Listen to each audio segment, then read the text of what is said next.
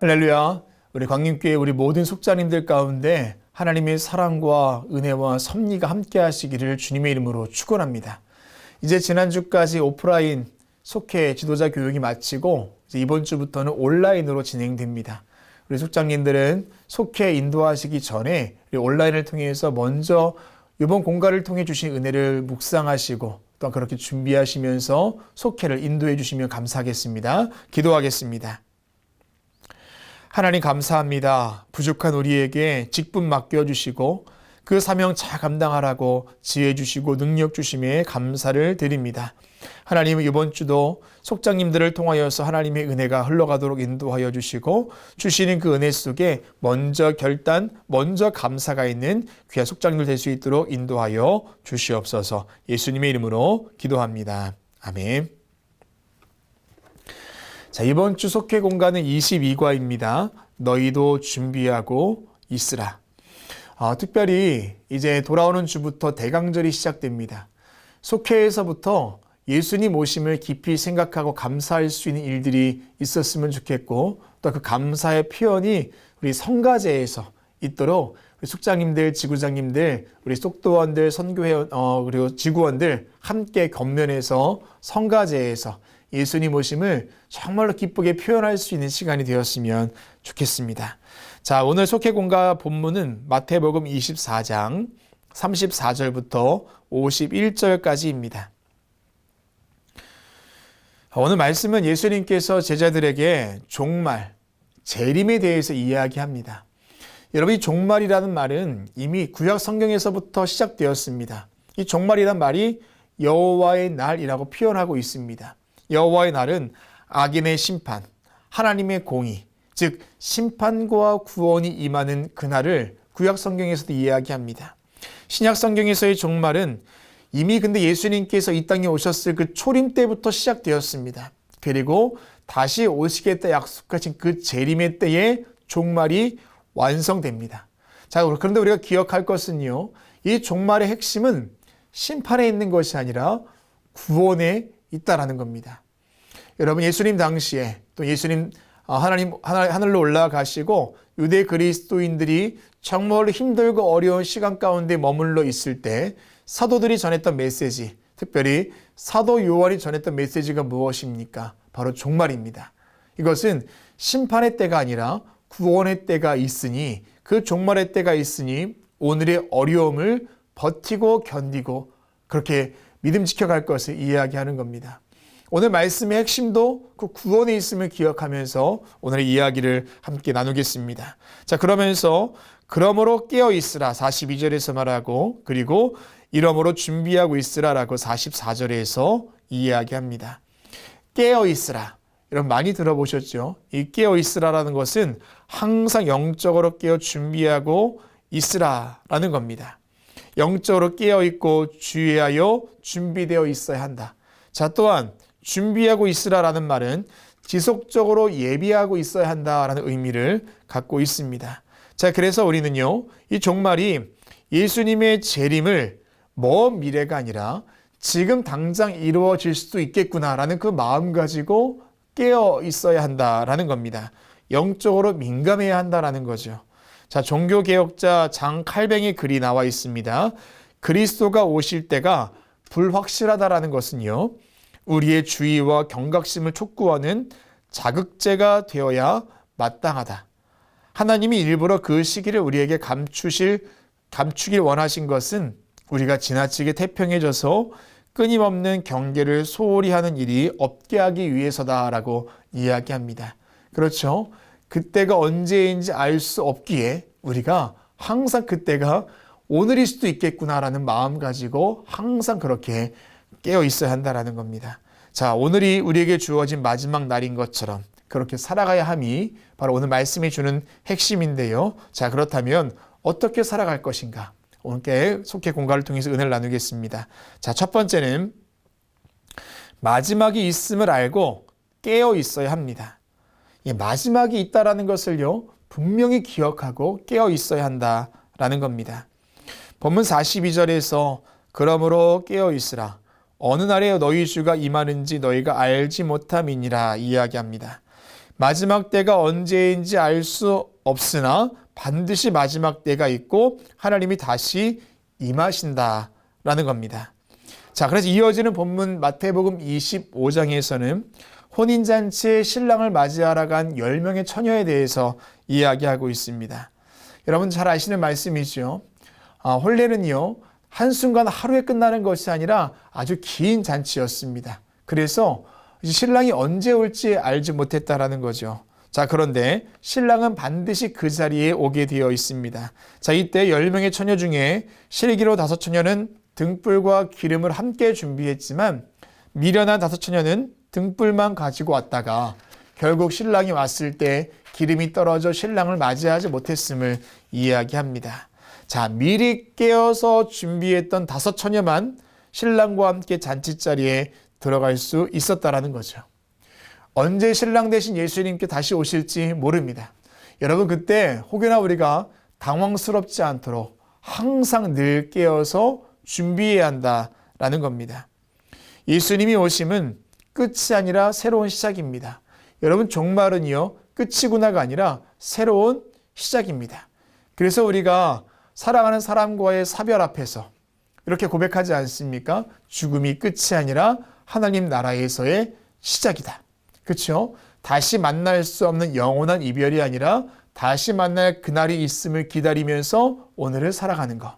이게 어쩌면 종말을 맞이하는 우리의 자세가 될 것입니다. 여러분, 내가 깨어있는가, 깨어있지 않는가를 알 수 있는 가장 정확한 진단이 있습니다. 그건 뭐냐 하면 내 일상에 감사가 있는가, 감사가 없는가. 그것을 우리가 파악하면은요, 내가 깨어있는가, 깨어있지 않는가를 생각해 볼 수 있습니다. 여러분, 깨어있는 사람은요, 오늘이 우리에게 주어짐에 감사하는 사람입니다. 나에게 주어진 하루하루가 감사이고 주어진 모든 상황이 감사입니다. 왜냐하면 오늘 나에게 주어진 하루가 마지막일 수 있기 때문에 그렇습니다. 자, 그런데 깨어있지 않은 사람들은요, 감사가 없죠. 왜냐하면 내일이 있기 때문에 그렇습니다. 다음으로 미룹니다. 감사보다는 그저 익숙한 생활을 즐거워합니다. 여러분, 일상이 감사하십니까? 그렇다면 우리는 깨어있는 사람이고요. 혹시 감사가 메말라 있다면 내가 정말로 깨어있는 사람이 맞는가를 한번 점검해 보시는 우리 속장님도 되셨으면 좋겠습니다. 자, 두 번째, 정결케 되어야 합니다. 정결케 되어야 합니다. 자, 하나님 앞에서 정결한 모습을 가지고 있을 때 기쁨으로 마지막을 맞이할 수 있습니다. 여러분, 정결하다는 것은요, 단순한 것을 의미합니다.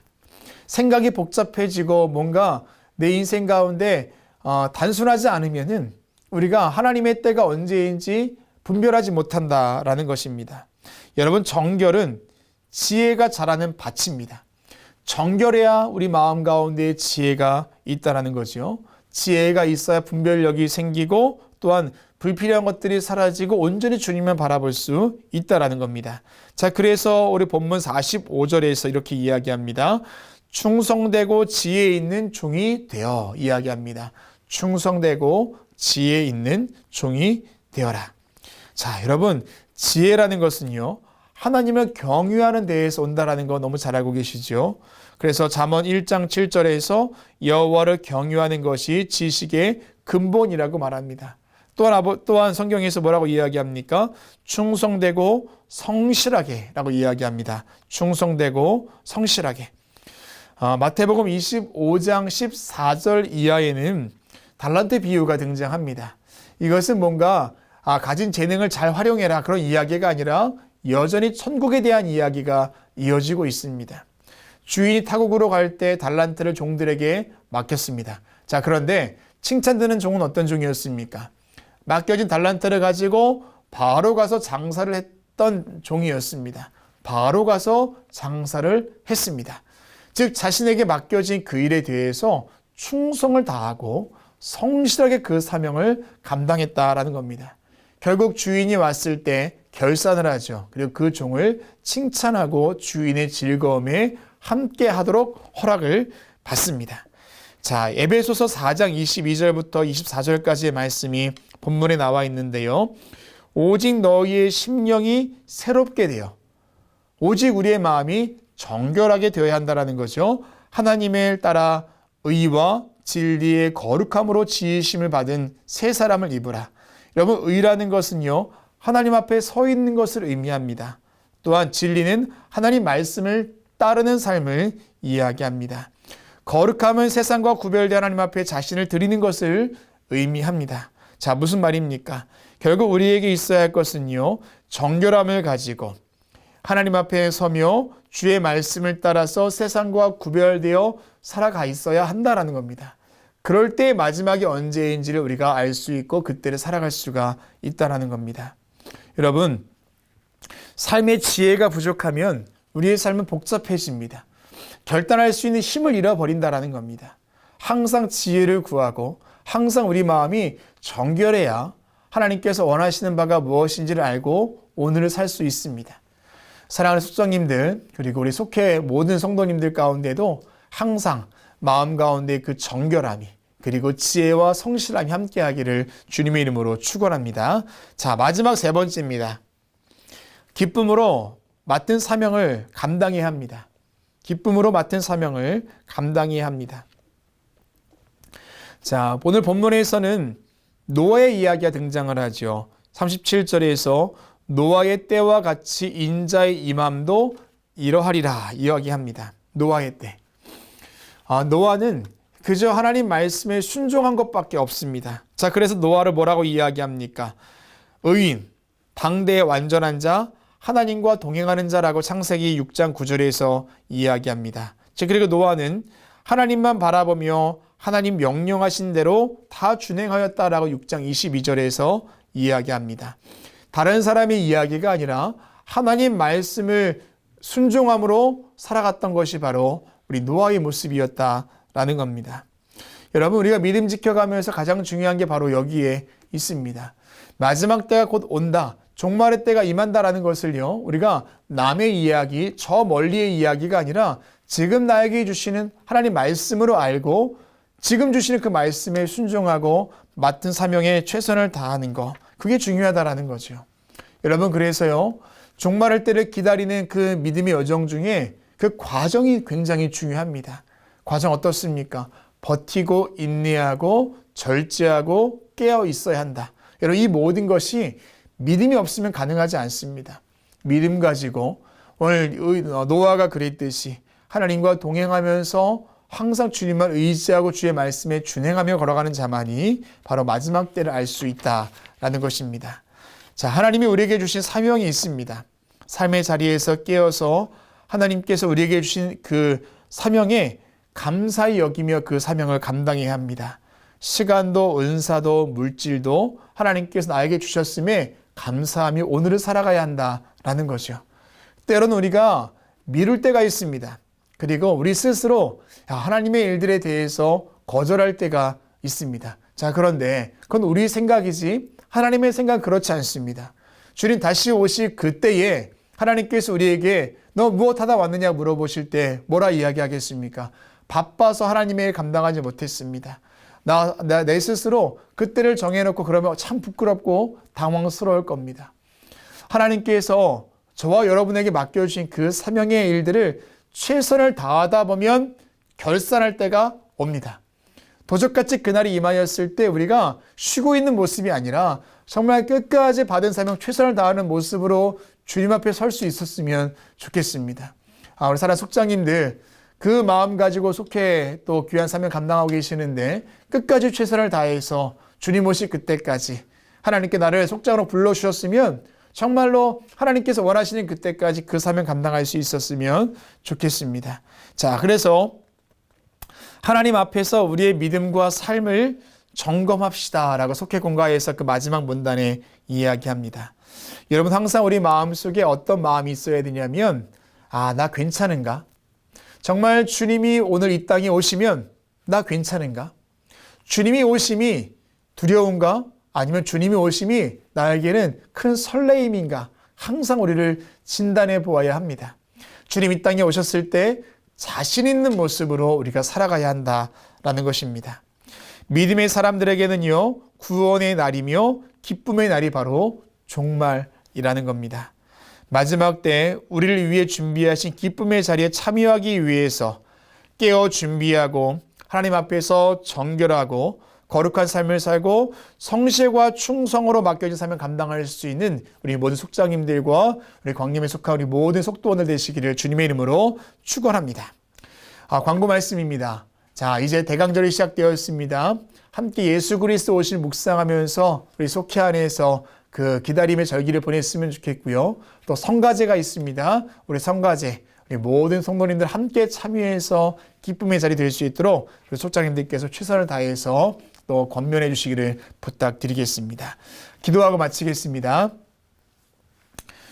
사랑과 은혜의 주님, 예수님께서 이 땅에 다시 오시는 일들이 그것이 우리와 상관없는 이야기가 아니라 지금 나에게 주어진 이야기요 나의 신앙의 모습 될 수 있도록 도와주셔서 기쁨으로 그때를 기다리되 늘 깨어있게 하시고 더불어서 정결한 삶을 살 수 있도록 인도하시며 지금 나에게 주어진 사명에 최선을 다하여 살아갈 수 있는 우리가 될 수 있도록 인도하시고 도와주시옵소서.